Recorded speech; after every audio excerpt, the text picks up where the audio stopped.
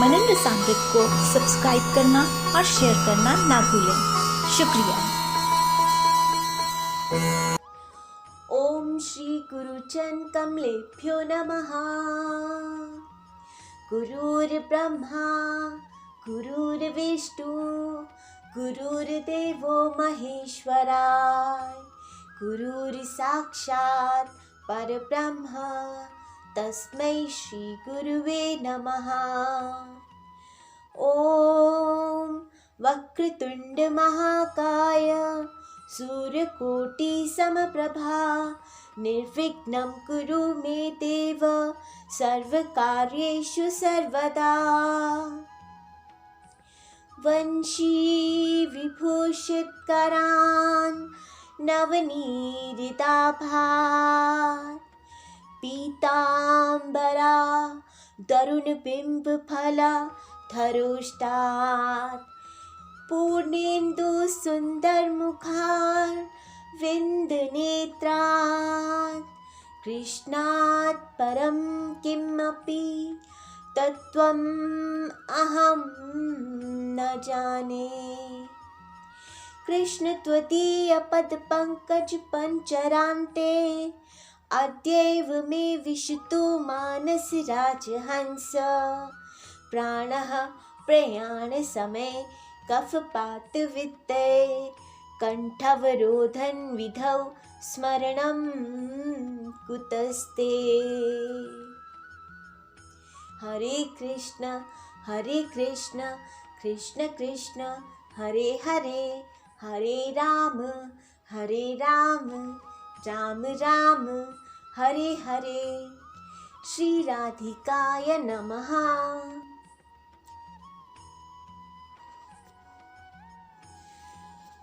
ओम हनुमन्ते नमो नमः। आइए कुछ देर के लिए चित्त को एकाग्र करने के लिए भगवान के नाम का कीर्तन करें। बंधुओं, जैसे कि पहले की कथाओं में हम सुन चुके हैं कि जैसे ही कोई व्यक्ति श्रीमद् भागवत जी का श्रवण करने का मन भी बनाता है, सोच भी लेता है कि उसे श्रीमद् भागवत जी की कथा अटेंड करनी है और पंडाल में जाकर बैठ भी जाता है, तो उसके बैठते ही भक्ति महारानी उसके हृदय में आकर आसीन हो जाती हैं। और जैसे ही भक्ति महारानी उसके हृदय में आ जाती हैं, वैसे ही श्री भगवान भी उस व्यक्ति के हृदय में खींचे चले आते हैं। ऐसा मेरा निजी अनुभव रहा है। मेरा पहला श्रीमद् भागवत जी का दिन, पहली बार जब मैं श्रीमद् भागवत जी सुनने के लिए गई, तो एक मंदिर में कथा हो रही थी। स्नेह बिहारी जी का मंदिर था वृंदावन में। कथा शुरू होने वाली थी। कथा शुरू होने से पहले ही मेरी आदत है कि अक्सर मैं कथा में माला फेरती हूँ, तो मैं माला फेरते फेरते मैंने आंखें बंद कर ली। और जैसे ही मैंने आंखें बंद की, मुझे ऐसे लगा जैसे स्नेह बिहारी जी मेरे हृदय के अंदर आकर विराजमान हो गए हैं। और जैसा उनका मंदिर सजा हुआ है, बिल्कुल वैसा ही उनका मंदिर मेरे मन में बस गया था। और बिहारी जी इधर उधर भाग रहे थे, बहुत ही आतुर थे कि मैं सच चुका हूँ, मैं बिल्कुल तैयार हो चुका हूँ, अब तो पट खोल दो, मुझे भी अपने भक्तों से मिलना है। उनकी ऐसी आतुरता मैंने महसूस की। और जब सचमुच में पट खुले, लेकिन पट खुलने से पहले जब कीर्तन शुरू हो गया, तो भी जब मैं कीर्तन में आंखें बंद करती तो मुझे ऐसे लगता जैसे बिहारी जी नृत्य कर रहे हैं। हम बाहर नृत्य कर रहे हैं और वो पट के अंदर नृत्य कर रहे हैं। बहुत ही अच्छा अनुभव, अच्छी सी अनुभूति थी। और जब पट खुले तो मैंने देखा कि जैसा बिहारी जी का स्वरूप, जैसा श्रृंगार मेरे हृदय में मुझे दिखाई दे रहा था, बिहारी जी बिल्कुल वैसे ही सजे हुए थे। तो ये था मेरे श्रीमद् भागवत जी का पहला दिन। इसी दिन को स्मरण करते हुए बिहारी जी के उसी प्यारे से रूप को, नृत्य करते हुए रूप को स्मरण करते हुए आइए एक छोटा सा कीर्तन करते हैं। नाचे त्रिभंग कृष्ण मुरारी, नाचे त्रिभंग कृष्ण मुरारी, बाजे मृदंग मंजुल धेरी, बाजे मृदंग मंजुल धेरी, नाचे त्रिभंग कृष्ण मुरारी, नाचे त्रिभंग कृष्ण मुरारी, करुण तरंगा युग अवतारी, करुण तरंगा युग अवतारी, राधिका के प्यारे बांके बिहारी, राधिका के प्यारे स्नेह बिहारी, नाचे त्रिभंग कृष्ण मुरारी, नाचे त्रिभंग कृष्ण मुरारी, बाजे मृदंग मंजुल धेरी, बाजे मृदंग मंजुल धेरी, नाचे त्रिभंग कृष्ण मुरारी, नाचे त्रिभंग कृष्ण मुरारी, नाचे त्रिभंग कृष्ण मुरारी। हरे कृष्णा कृष्ण कृष्णा हरे हरे, हरे रामा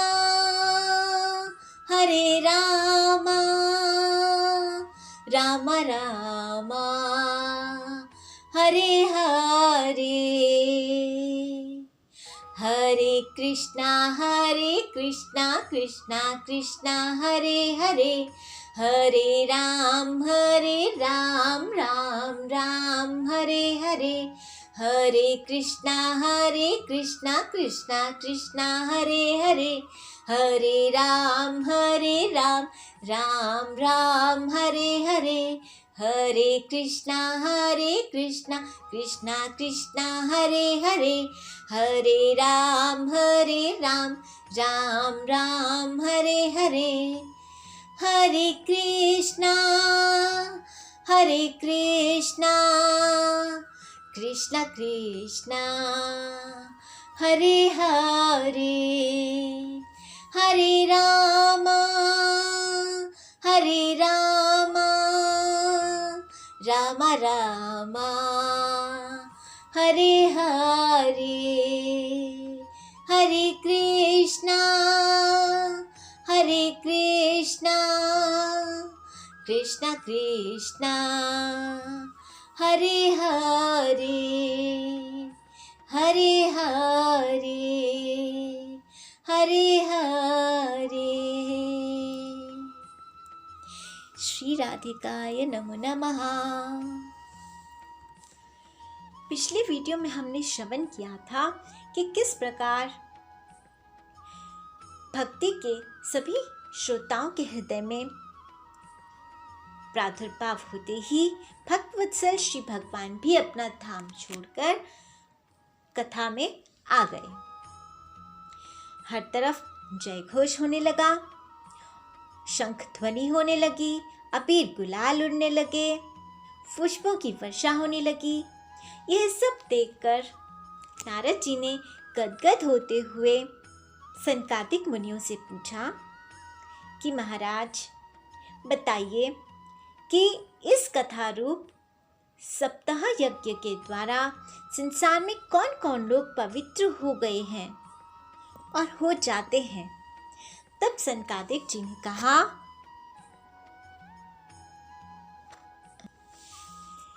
कि हर तरह का पापी, जीवित या मृत आत्मा, प्रेत आत्मा आदि सभी श्रीमद् भागवत जी का श्रवण सुनने से पवित्र हो जाते हैं। हर प्रकार के व्यसन ग्रसित अवगुणों की खान खोर पापी भी श्रीमद् भागवत का हृदय से श्रवण करने पर तथा उसका चिंतन करने पर पवित्र हो जाते हैं।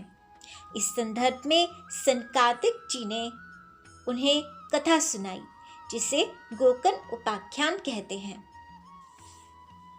तुंगभद्रा तटे पूर्वं भूतपतनम उत्तमम यत्र वर्णा स्वधर्मेण सत्य सत्कर्म तत्परः आत्मदेवः पुरे तस्मिन् सर्ववेद विशारदः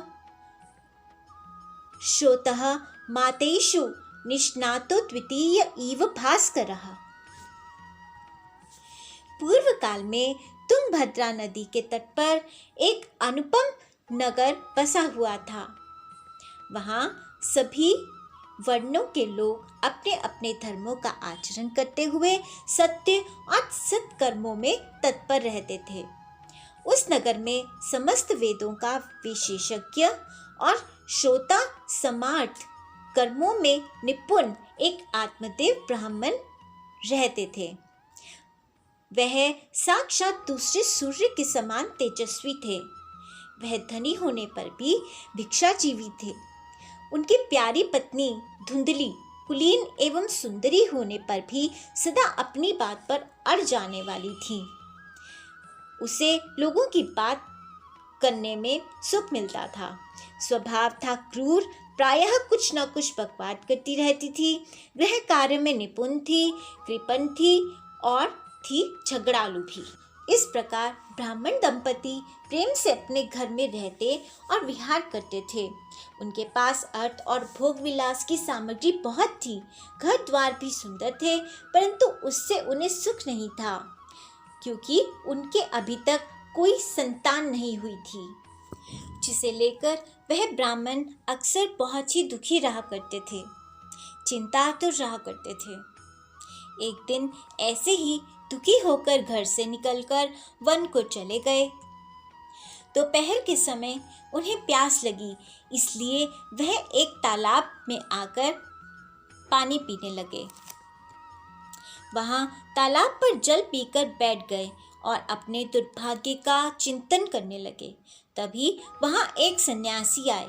आत्मदेव जी को रोता देख उन्होंने कारण पूछा और आत्मदेव जी से संतानहीनता का दुख का कारण जानकर उन्होंने कहा, शृणु विप्र मया ते अद्य प्रारब्धं तु विलोकितं सप्त जन्मावधि तव पुत्रो न एव च। सन्यासी ने आत्मदेव जी की मस्तक की रेखाएं को देखकर उनसे कहा, विप्रवर सुनो, मैंने इस समय तुम्हारा प्रारब्ध देखकर निश्चय किया है कि 7 जन्म तक तुम्हारे कोई संतान किसी प्रकार नहीं हो सकती, और कहा, मुच्चात्य कुटुम्बाशा, तुम कुटुंब की आशा छोड़ दो।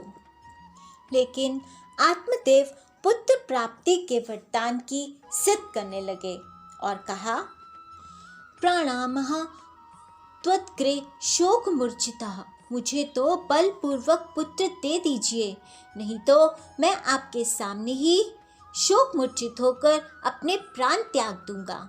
जब महात्मा जी ने देखा कि आत्मदेव नहीं मान रहे, तो उन्होंने आत्मदेव को एक फल दिया और उसे पत्नी को खिला देने को कहा। आत्मदेव जी की पत्नी धुंधली बहुत ही कुटिल स्वभाव की थी। उन्होंने सोचा कि फल खाने से तो वो गर्भवती हो जाएंगी, पेट बढ़ जाएगा, खाया पिया नहीं जाएगा, अनेक यातनाएं सहनी पड़ेंगी। तो उन्होंने वो फल नहीं खाया और अपनी गर्भवती बहन को रुपयों का लालच देकर उससे पैदा होने के बाद बच्चा उससे लेने को राजी कर लिया और वो फल परीक्षा के लिए गाय को खिला दिया और स्वयं झूठ कहकर कि फल खा लिया है, गर्भवती होने का नाटक करती रही। समय आने पर जब उसकी बहन का बेटा हुआ तो उसने वो बेटा ले लिया और उसका नाम रखा धुंधकारी। संत के आशीर्वाद के प्रभाव से जिस गाय ने उस फल को खाया था उसका भी गाय के कान वाला पुत्र हुआ। यानी सारे अंग मनुष्य जैसे थे, सिर्फ कर्ण ही गाय जैसे थे। आत्मदेव ब्राह्मण ने उसे भी पुत्र माना और उसका नाम रखा गोकर्ण। दृष्ट्वा प्रसन्नो विप्रस्तु संस्कारान् स्वयमादधे मत्वा आश्चर्यं जनाः सर्वे तितिक्षार्थं समागतः। भाग्य उदयो अधुना जात आत्मदेवस्य पश्यत् धेनुवा बालवः प्रसूतस्तु देवरूपीति कौतुकम्। न ज्ञातं तद्रहस्यं तु केनपि विधियोगतः। गोकर्णं तं सुतं दृष्ट्वा गोकर्णम नाम चकरोत्। उसे देखकर ब्राह्मण देवता को बड़ा आनंद हुआ और उसने स्वयं ही उसके सब संस्कार किए। इस समाचार से और सब लोगों को बड़ा भी आश्चर्य हुआ और बालक को देखने के लिए आए तथा आपस में कहने लगे, देखो भाई, अब आत्मदेव का कैसा भाग्य उदय हुआ है। कैसे आश्चर्य की बात है कि गो के भी ऐसा दिव्य बालक उत्पन्न हुआ है। देवयोग से इस गुप्त रहस्य का किसी को भी पता न लगा। आत्मदेव ने उस बालक के गो के कान देखकर उसका नाम गोकर्ण रख दिया। जब दोनों बालक बड़े हुए तो धुंधकारी तो बहुत ही दुष्ट निकला, लेकिन गोकर्ण जी महात्मा, पंडित और संस्कारी निकले। धुंधकारी बहुत ही हिंसक और व्यसनी हुए। उसके दुर्व्यवहार के कारण आत्मदेव जी फूट फूट कर रोने लगे। तब गोकर्ण जी से उन्होंने कहा, वन्द्यत्वं तु समीचीनं को पुत्रो दुखदायकः। इससे तो इसकी माँ का बांझ रहना ही अच्छा था। कुपुत्र तो बड़ा ही दुखदायी होता है। अपने पिता की ऐसी हालत देखकर गोकर्ण जी ने उन्हें समझाया, असारः खलु संसारो दुख रूपी विमोहिकः सुतः कस्य धनं कस्य स्नेहवान् ज्वलते अनिशम् किंचन न सुखम चक्रवर्तिनः सुखमस्ति विरक्तस्य मुनिरेकांत जीविनः। वे बोले, पिताजी, यह संसार असार है। यह अत्यंत दुखरूप और मोह में डालने वाला है। पुत्र किसका, धन किसका, स्नेहवान पुरुष रात दिन दीपक के समान जलता रहता है। सुख ना तो इंद्र को है और ना चक्रवर्ती राजा को ही। सुख है तो केवल विरक्त एकांत जीवी मुनि को। यह मेरा पुत्र है, इस अज्ञान को छोड़ दीजिए। मोह से नरक की प्राप्ति होती है। यह शरीर तो नष्ट होगा, इसलिए सब कुछ छोड़ वन में चले जाइए। गोकर्ण जी की बात मानकर आत्मदेव जी वन में जाने को तैयार हो गए और उन्होंने पूछा कि वन में वो करेंगे क्या। तब गोकर्ण जी ने कहा,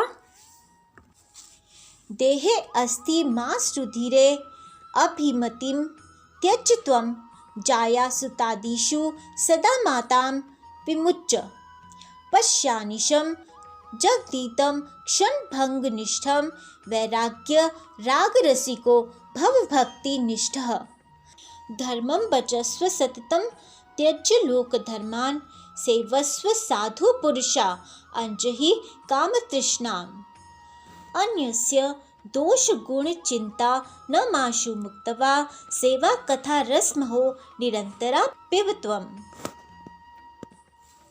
गोकर्ण जी ने कहा, पिताजी, यह शरीर हड्डी, मांस और रुधिर का पिंड है। इसे आप मैं मानना छोड़ दे और स्त्री पुत्र आदि को अपना कभी न माने। इस संसार को रात दिन क्षणभंगुर देखें। इसकी किसी भी वस्तु को स्थायी समझकर उसमें राग न करें। बस एकमात्र वैराग्य रस के रसिक होकर भगवान की भक्ति में लगे रहें। भगवत भजन ही सबसे बड़ा धर्म है।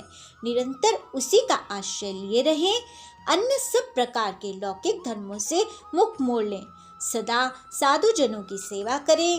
भोगों की लालसा को पास न फटकने दें तथा जल्दी से जल्दी दूसरों के गुण दोषों का विचार करना छोड़कर एकमात्र भगवत सेवा और भगवान की कथाओं के रस का पान करें। इस प्रकार आत्मदेव जी ने घर गृहस्थी का त्याग कर संन्यास लिया और वन को प्रस्थान कर भगवान के चिंतन में अपना समय व्यतीत करने लगे। यहाँ पर महात्मे जी का 4वां अध्याय समाप्त होता है। आज हम कथा को यहीं विश्राम देते हैं। अगली बार हम श्रवण करेंगे कि किस प्रकार धुनकारी प्रेत योनि को प्राप्त हुआ और फिर गोकर्ण जी के उद्यम से कैसे उनका उद्धार हुआ। तब तक आप नाम जाप करते रहिए। हरिओम नमो भगवते वासुदेवाय, हरिओम नमो भगवते वासुदेवाय, हरिओम नमो भगवते वासुदेवाय। जय बिहारी जी की। कृपया मनन रसामृत को सब्सक्राइब करना और शेयर करना ना भूलें। शुक्रिया।